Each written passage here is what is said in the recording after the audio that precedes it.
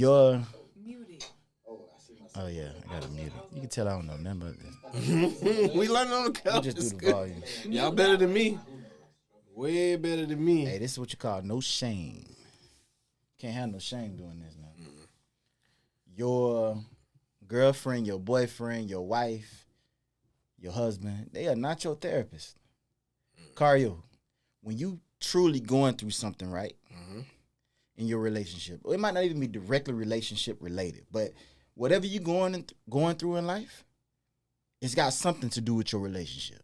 Whether it's issues at work, whether it's issues with your family, outside of your marriage, either way, it's going to come back to your relationship. So therefore, whatever you're going through in life, it's got something to do with your relationship. Agree or disagree? I agree. All right. Relationships. So if you truly going through something, and we know that it goes back to your relationship somehow, some way or another, how in the world can your spouse, your significant other, be your therapist? They can't be your therapist. You cannot be afraid to go out there, as she said, and seek outside help, third-party help. You have to be able to find somebody outside of that relationship who can take, that view from elsewhere and give an honest opinion of what's going on in your life. You feel me? Yeah. So what you think about that? Well, first of all, knowing what I know now, because you live with a person, right? If they're your girlfriend, your wife, or whatever, you're in close relations with that person. Knowing what I know now, that person is going to be the first person to lay eyes on you. They're going to be the first ears to see what's going on with you. Right. Right? And if, that person has the whereabouts to be like, all right, something's wrong. Whether you're not sleeping, if your behavior changing, you hanging out, you doing reckless things, that person's going to be the first eyes laid. So that person doesn't have to be your therapist, but they got to be honest with you. Okay. Because that's gonna be the first person to see it, the person who closest to you. 9 times out of 10, it's gonna be a significant other. So that person got to be honest with you and say, "Hey, I don't know what's going on, but something's wrong. Something off. And I don't know how to help you. I don't have the tools, but you need to go seek something." And being in the first responder, we're going back to that. Yeah. I told my wife, I said, "Listen, if you see something off with me, let me know, because I might not see it. Right. You're going to be the first person to see it, you in the house, and you need to say, hey, something's wrong. I don't know how to deal with it. I think you should go seek help." When you go seek help, let's say you sit down with a therapist, should your significant other be there? Or is this, or are there times when you just need to go by yourself? It's both. Explain. It's both. If you are dealing with something personal, which if you talking to a therapist, something may be personal. But when you say personal, the relationship. Individual. Self. So even though you're in a relationship. Yep. So I could be married. I still have my own individual personal issues that I need to deal with. Yep. Is what you're saying. That don't involve my wife? Or is it that they don't involve my wife? It's not that they don't involve my wife. Well, it depends on where you're struggling at. Yeah. If you're struggling in that relationship and y'all having relationship issues, then that's couples therapy. Yeah. And then they'll probably also ask you for individual, talks.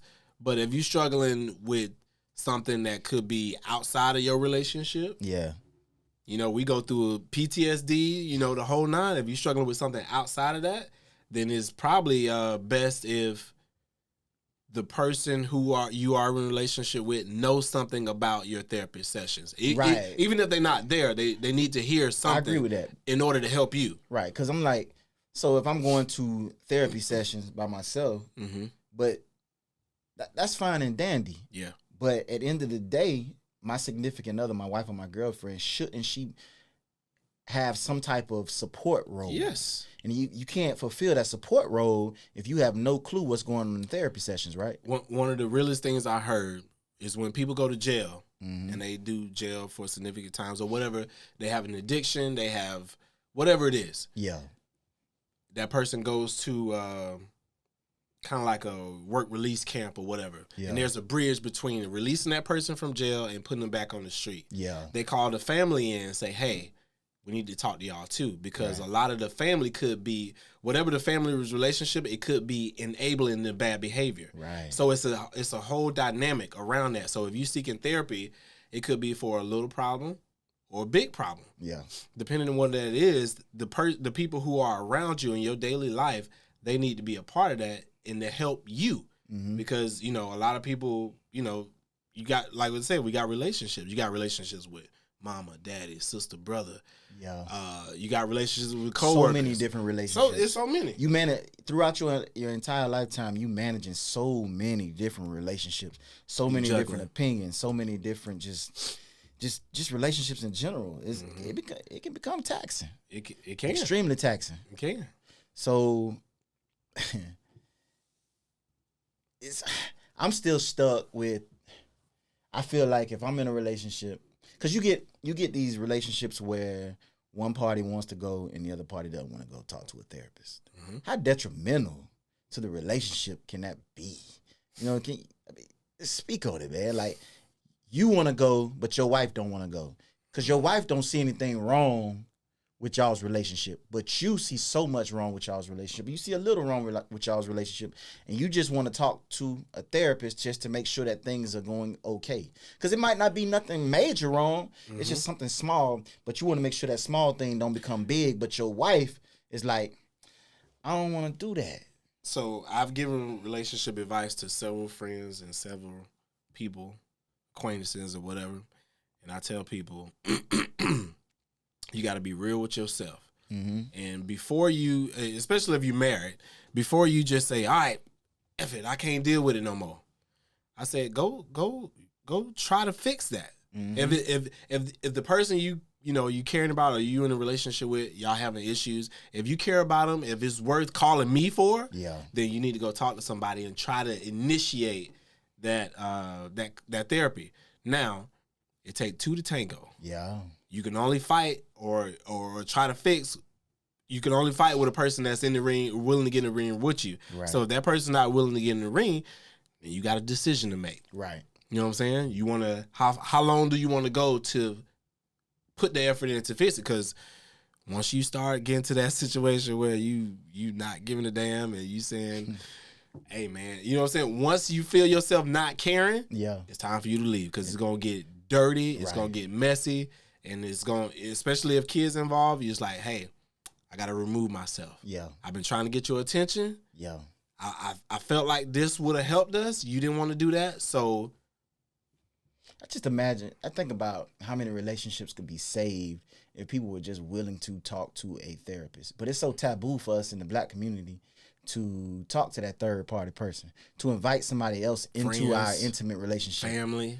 You know, like, are you saying that friends and family could be the third party? No. I'm saying that's the person we usually, the people we usually gravitate to. And those are the wrong people. A lot of times it's the wrong people. And then think about it like this. If I'm in a relationship, right, and I go talk to my friend, he not our friend, he my friend, whose side he gonna choose? He gonna choose your side. He never gonna give me the proper information. Now me, I'm gonna give it to you raw, not cut. I like to think of myself like that too. Like, I'm gonna tell you, if I'm truly your friend, I'm gonna let you know when you tripping. Yeah, you tripping, bro. Hey, tell me the real story. Once you tell me, I can hear it in your voice. So what you leaving out or whatever. It's like, I'm gonna ask you the right questions, and I'm gonna try to be as unbiased as I can. And why is that? Because you what about that person? You care about that person. I care about that person, and I would want the same from them. Same from them, right? That's it. Because you want somebody to let you know when you, hey, bro, you got too much going on, bro. You doing too much.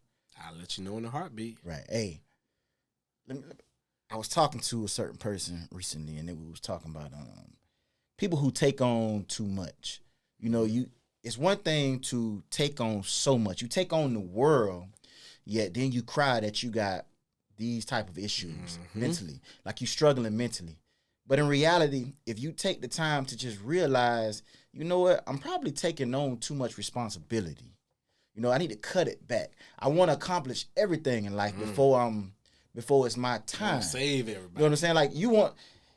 You want this and you want that at 30-something years old, when in reality, that's not meant for you yet. Yet now you crying because You trying to figure out why you struggling mentally so much. You always tired. You feel like you need a break. You know what I'm saying? It's probably because you probably trying to take on the world. You was such an overachiever that you're trying to take on everything that is thrown at you. And it's not even thrown at you. You go out there and grab it, right? Because you want success so bad. Yep. That you feel like you were supposed to be this today when in reality God got something meant for you later on. Patience. That's People, a journey. we are not practicing patience, some of us. Man, it's also a thing. Social media is very polarizing. TV is so polarizing where you see people and you see one of the people I like is the Ellises. I don't know if you know that's them. a show. Duvall and Kadeem. I feel like as a couple, they've been the most transparent. Yeah. As far as talking about their different levels in life and their relationship issues and the different things they had to navigate. They've been the most polarizing. They are transparent as anybody I can see out there. Yeah. So they talk about issues. They talk about stuff. They tell their story. They tell, hey, we started here. Right. His career didn't work out like he wanted to, Yeah. and they've been able to navigate. So when you see stories like that and you see the realness, Yeah. it ain't all about, oh, you see this person and they doing good and you want to try to take on. Mm-hmm. No. It's a slow process. Right. It's like the stock market. Right. It'll be a roller coaster ride, and eventually it'll get up to the point where you want it. But it's a slow process.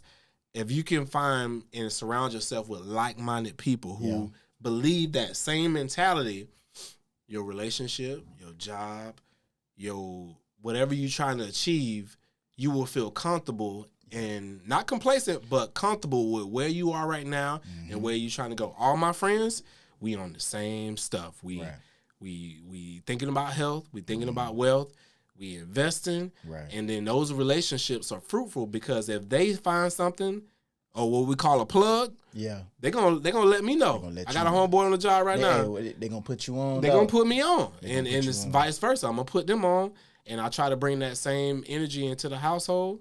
If I find out something, if you close to me, I'm gonna let you know. And that's those healthy relationships that we gotta foster and breed. You know what I'm saying? We gotta let it breathe, and ultimately, it'll help you in the long run. Do you believe in patience when it comes to success? Do you believe that? It sounds like you do. Do you believe that? I'll tell you about me. I want to be successful, but I don't have to be successful tomorrow. I want to make sure that before I die, that I make sure that I leave something behind for the people who come after me, whether that's my own children or whether that's my nephews, my nieces, or whether that's my brothers and sisters if I die before them. I want to make sure that I leave something behind for them. But I know that in order to do that, I have to do things the right way. I have to reach a level of success the right way. Because if I try to get to it too fast, I'm going to be encouraged to do things the wrong way that will set me back. I'm going to compromise myself. Yeah. But I feel like so many of us, we put ourselves in position because we feel like we're supposed to be what we see on TV. Kind of like what you just said. We're supposed to be what we see on TV tomorrow. But in reality, what they say with the turtle and the rabbit, the turtle usually win the long race or something like that because the turtle is patient. The turtle goes so slow that he always making the right decisions. He's focused more on making the right decisions versus trying to be first. Yep. Because being first ain't always the winner. That's crazy, ain't it? Being first ain't always the winner. Sometimes it's the person who come in last place because the person who came in last place did it slow enough for them to make sure that they understood what they was getting themselves into day in and day out. You know, you're trying to reach financial success. You know, you can't go out there trying to find every get-rich-quick scheme. You know what I'm saying? It's the reason why the people who win the lottery go broke within a few years. You're going to fall in some potholes, boy. Right. So it's a level of education that you're supposed to seek on the journey, right? Yeah. And it determines what you define success. That's what people got to do. They got to define success. What does success mean to you? Do you want to have a $1 million house with 30 cars outside, or do you want to have your family put on and y'all taking trips to Africa, or you know what I'm saying? Define your level of success. And one thing you do, one thing I've noticed, and one thing people have told me is once your mindset change, the universe it's all about the mindset. The mindset. Bro. Once you change your mindset, the universe or God will bring things to you. Right. Once you start moving in a different light, the universe will bring things to you. So this book right here is one of the things that I believe was brought to me because... What's the name of the book? I don't know if the name of the book is Spirituality Before Religion. Spirituality is unseen science, and science is seen spirituality. Ooh, by Professor... Hey, you know, that could piss some people off. Big facts. Big facts. But even when I was going to church and I got saved, I was in the Baptist church, shout out to Tabernacle. Yeah. On the south side. But family, very religious, came up in the church. And I always felt, sitting in church, I always felt different. Like, is this really real? What are we doing? I always knew that at some point, on every Sunday, this person going to get up and shout. This person going to get up and shout. And I never felt myself. Before you go too far, are you a Christian? Yes. All right. Continue. I always felt out of place. So when I went to college, I did research. I said, all right, I think I had a research. My topic ended up being on religions, world religions. It was a history class. And I was like, all right, what's the world's oldest religion? Excuse me. And I did some research. And I started reading these different stories, religion.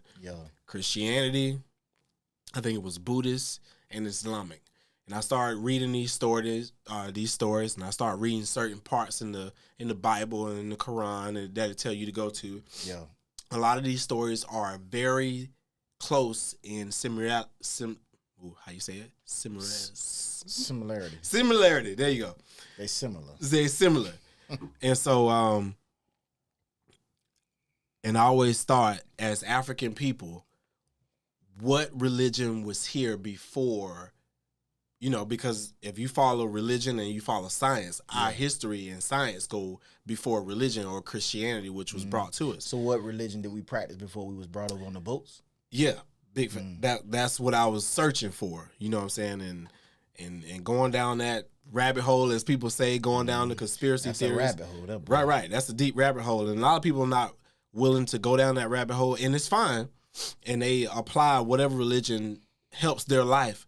So I started going down that rabbit hole and researching. This is one of the books I came across. This is one of the professors I came across who break it down to you. And I was like, okay, this is making sense to me. This is what feels good to me. And this is how I can help raise my kids in the way that I think they can understand it. Because it's one thing if they tell you, oh, God don't make no mistakes. But tell that to a person who just lost their father. Yeah. Tell that to a person who just lost their child. Right. That's very tough to deal with. And that don't, you know what I'm saying? It's like. Yeah. So what is the book about?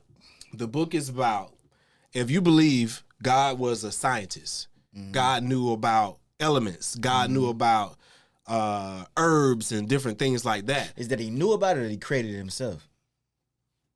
In order to show it to you, he knew about it himself, and he probably created it, but he had to get people to believe, right? Okay. So if you a blind man or you can't walk, I got to know what chemical elements, I got to know what to give you to help you see. I got to know what spinal movements to do on you to help you be able to walk. So it's making God practical. Practical. And so the book is about spirituality. That's tough. Exactly. Because now you're trying to convince people that God is truly a practical God. But how do you convince people that God is truly a practical God when he's a God? In order for you to digest it, you got to be able to see it. Right? A lot of people ain't going to believe something they can't see. So now it's seeing. Now, when you talk about seeing, are you now entering a different realm where you are literally, because seeing is believing, and if you believe something, then that's what you have faith in. So are you saying that you have faith in science? Or something you feel. Okay. Explain. So one of the things I found, it was a guy who couldn't see. Right? And he was trying all these things he couldn't see. His sight was diminishing. Yeah. And he finally went to a chiropractor. and a chiropractor was able to perform certain movements on his spine, and then he was like, "Oh, I can see." Yeah. And it was like, "We don't believe you. Show it to me." Yeah. And he was like, "All right, color blue, number 4, different things like that." Yeah. So learning how the body works, Yeah. that's spiritual or that's science. Hey, let me hey, listen. Understand what we talking about is clearly way off from Badges Off. Yeah, big fact. But it's a fun topic. You know what I'm saying? I'm with it. Let's talk about it. It is fun. So I'm listening. When you start looking at it like that, is it spirituality that I was able to heal you? God brought me to you. You know, you can look at it like that, or is this science? Because in my mind, in the research I did, science goes far deeper than religion. At some point, there's a crossroads, but science keep going. Yeah. And then when you start doing research on, you know, African people history, our history, it's a rabbit hole. It's deep. And then if you're not willing to go that far, stop by all means. But there's a long history of trails that you can pick up on. Yeah. You can research, and then again, he's one of the guys who breaks it down for you to, because it goes deep, bro. Is he finding the sweet spot where spirituality or religion and science meet? Is that what this book is truly about? Yes. So he's trying to say that it's okay to believe in both science and religion, or is it he don't shun spirituality and religion. He don't shun, but he's helping you understand where, like you said, where it meets, and explain it to you where you can say, you know what,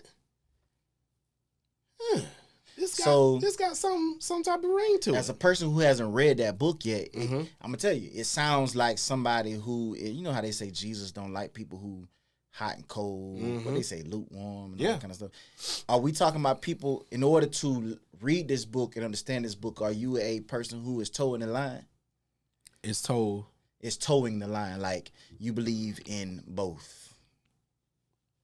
I'm a person who asks questions. Okay.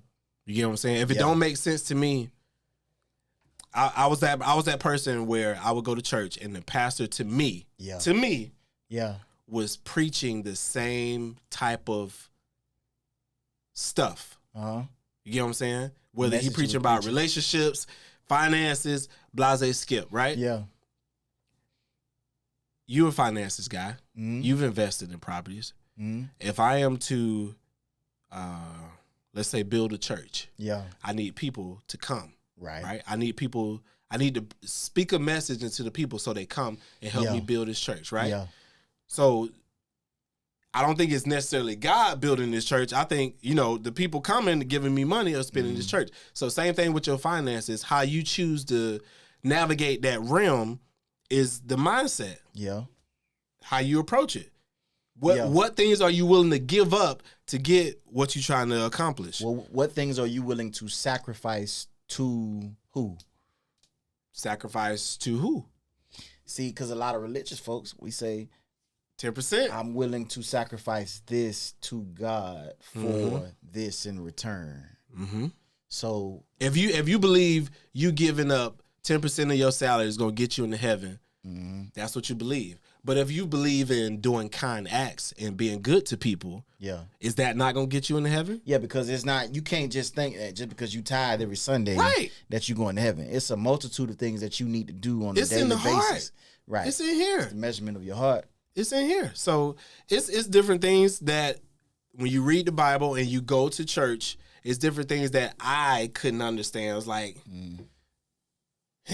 this don't sit right with me. I gotta go further. I gotta go further. I just think that a lot of people would feel very uncomfortable with thinking it's scary to start implementing science into how you think, especially when you are a Christian, when you believe in God. Yeah, that is a scary thing because now you're telling yourself, and now you're thinking like, well, dang, do I really believe in God or do I believe in science? That's a very, very, very scary thing, especially when Christianity is what you've been taught since you were a child. Basically since you was born. Yeah. Because your parents were believers. Yep. At least they said they was believers. And they got you christened as a child. Right. And that's where you get your everything from, your family. Everything that passed down to you, you get it from your family first. And so the hardest part that I heard is don't question God. Yeah. That's tough. What does questioning God look like to you? Like, what does it sound like when you hear? Are you questioning God? What has somebody done? How does it sound? What did they say? What did they ask? So back to my first point. If your grandmother died and it hurts you deeply, right? And you can't question God, but you feel empty. You like, dang, it just don't sit right with me. I can't deal with this. Okay, what really happened? Well, if you think about it, your grandma had high blood pressure, or you're saying science happened. I mean, break it down. Right. I'm able to digest it if I can understand it. And some things you may not be able to say, but this book helps you understand certain points that you can grasp. Right. Because in your mind, you saying, listen, the day the body is born, the day the body comes out of the mother, the body is dying a slow death. That's basically what you're saying. So the body is intended to die. It is. That in itself is science, is what you're saying. I mean, I'm not arguing with you. No. I'm just trying to grasp your way of thought. Time is continuous, right? Yeah. When you born, unless you can, find somebody who's still alive that's 1,000 years old, that's a different story. But you're gonna die at some point. Yeah. So the plans you make, the things you do, the things you eat, the things you drink, whatever you consume is gonna be a part of that process. It may speed it up. Yeah. It may slow it down. Right. But that's spirituality, or is that science? I'm a believer in God, so I'm a rock with God all day. I'm just gonna take that's fine, but once I feel you though. Yeah, but once you you have a stroke. Yeah. Is that do you put that on God intervention, or do you put that on science? Have you been stressing yourself out for the past 15 years, thinking that you were just gonna be able to slide by? That's one of the first things we ask. If you ain't got no medical history of something happening when we come to you as a first responder, right? We was like, have you got some undue stress and usually we find the answer within that realm, right? Because I'd be a fool to think that I could sit here and work, 10-hour days, then go out there and work 3 and 4 off duties in a week for the next 10 years and be okay. Yeah. Nah, bro. Yeah. It don't work like that. Your body will shut down on you. Even if you praying. Whether it's a heart attack, a stroke. And let the people know this. The human body can do a lot of miraculous things. Right. You know what I'm saying? Yeah. But depending on how you can manage that, that's what's going to determine the outcome. Now, I'll tell you now, I may not be science-oriented. I do believe in science, but I might not be science-oriented so much when it comes to religion. But I do believe, I tell myself this all the time, bro. I believe God is a common sense God. That's another thing. God is a common sense God. You can sit out there and live this type of lifestyle all you want to. Yeah. But at the end of the day, if you think that consequences ain't gonna come into play, you a fool. Boy. And God said, don't be a fool. I ain't no Bible reader like that. That's but energy, I know that boy. God tell you, don't be no fool. You put bad energy out there. I'm just saying, it's common sense. Coming back to you. You do this will happen. And God gave us a brain so that we can think. Now we not lions, we not tigers, we not bears. I know elephants real smart, but we not even elephants. We not dolphins either. We not dolphins or killer whales. At the end of the day, we are the smartest creatures on earth. God gave us a special brain so that we can think for ourselves, so that we can make decisions for ourselves. Yep. We can choose to believe in him or not choose to believe in him. It's on us. He gave us the brain power to think like that. Red pillow.